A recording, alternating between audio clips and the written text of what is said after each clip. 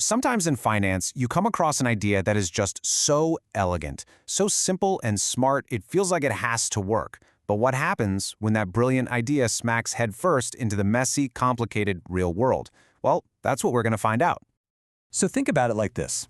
Imagine there's this critical alarm system, one that's supposed to warn us before a bank goes off the rails and takes on way too much risk.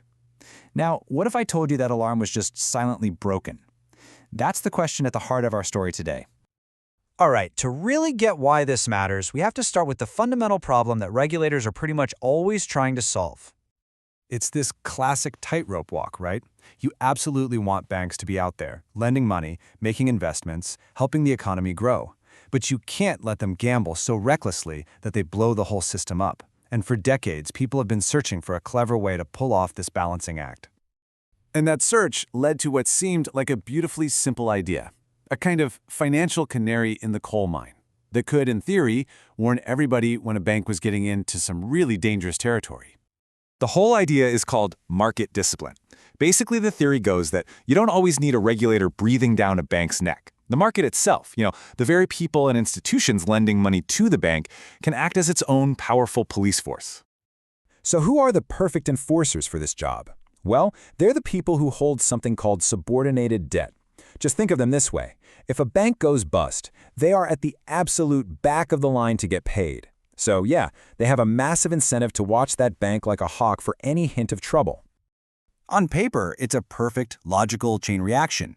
The bank starts doing risky stuff, the investors get nervous, so they jack up the bank's borrowing costs. And then the bank, feeling that financial pain, has to clean up its act.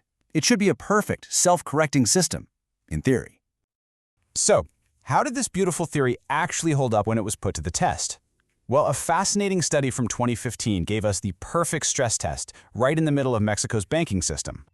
So a researcher named Edgar Tovar Garcia looked at the Mexican banking system between 2008 and 2012 and realized it was a perfect natural experiment. You had one group of banks that issued the special subordinated debt and another group that didn't. It's the perfect setup, a treatment group and a control group to see what was really going on.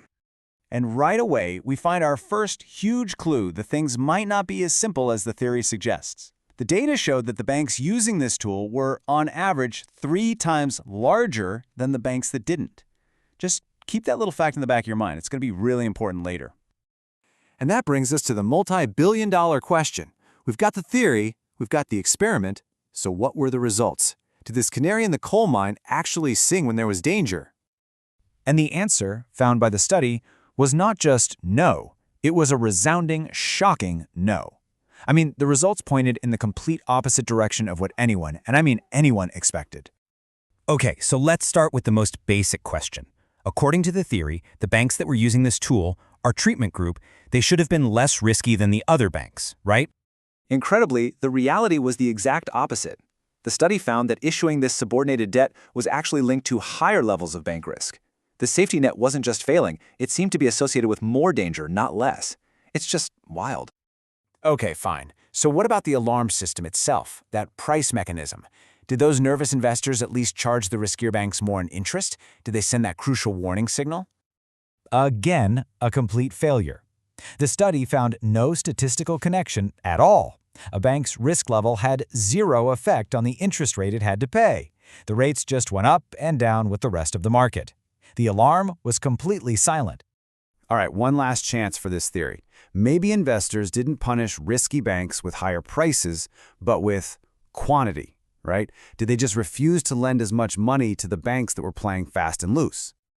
And here we have the final nail in the coffin. Once again, the data showed no link whatsoever.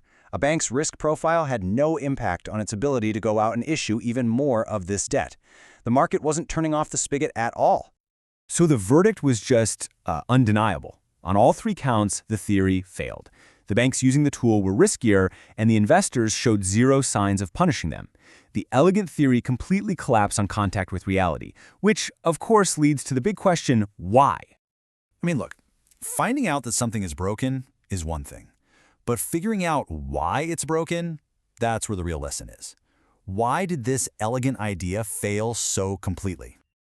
Well, the author of the study suggests that the answer isn't that the whole idea of market discipline is wrong. It's that the environment it was operating in was wrong. The problem wasn't the tool, it was the context. And this breaks down into 3 likely culprits. First, too big to fail. Remember how I said the biggest banks were the ones using this tool? Well, investors probably just believe the government would never, ever let them fail anyway. So, why bother monitoring risk? Second, the surrounding legal and regulatory systems might not have been strong enough to support it. And third, the financial markets themselves just might not have been mature enough for these kinds of signals to work the way they do on paper. And this all brings us to the most important takeaway from this entire story. Financial tools aren't magic bullets.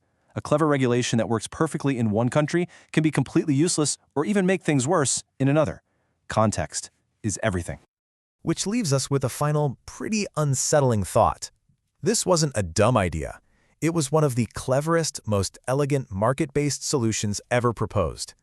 And if even that can fail so spectacularly when the conditions aren't perfect, what does that say about our ability to truly safeguard the global financial system?